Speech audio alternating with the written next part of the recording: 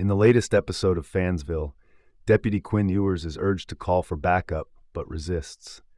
After a brief exchange with his fellow officer, Texas's third-year starting quarterback delivers the punchline.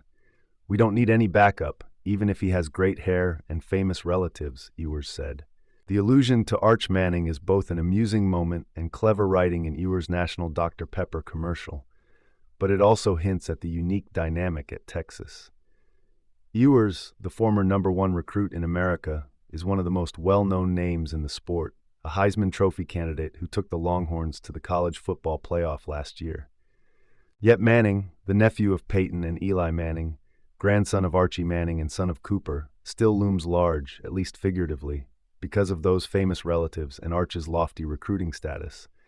He also was the #1 recruit in his class. That Arch has appeared in 2 games and attempted just 5 passes in his Longhorns career, yet is still given a wink and a nod in the starting quarterback's ad, underscores the intrigue surrounding him. But 19 months into his college career, we've seen only 27 game snaps of Arch, which only heightens the fascination. Fans love the backup quarterback, right? How much will we see of the redshirt freshman in 2024? Manning remains patient. One of the first questions casual observers ask about Manning is whether he has considered transferring since he hasn't started. To this point, Manning has given no indication that's in the cards. It's fair to wonder because transfer quarterbacks have become the norm.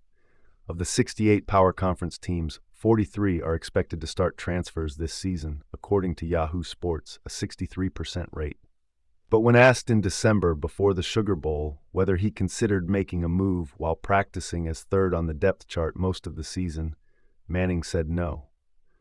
"I haven't looked into transferring at all," he said then.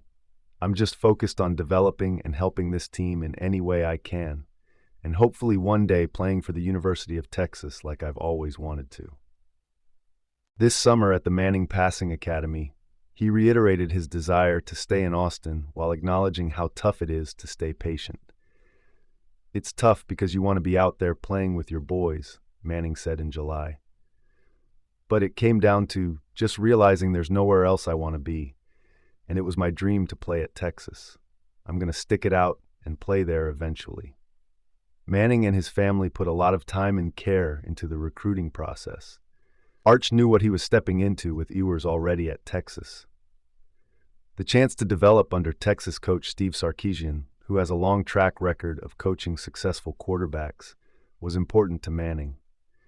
Sarkisian's pupils include former USC quarterbacks Carson Palmer, Matt Leinart, and Mark Sanchez, former Washington quarterback Jake Locker, and former Alabama quarterbacks Tua Tagovailoa and Mac Jones. And a part of your recruiting is your track record, Sarkisian said at SEC Media Days. "We've been fortunate to coach some pretty good quarterbacks. We've been fortunate to do it for some decades now.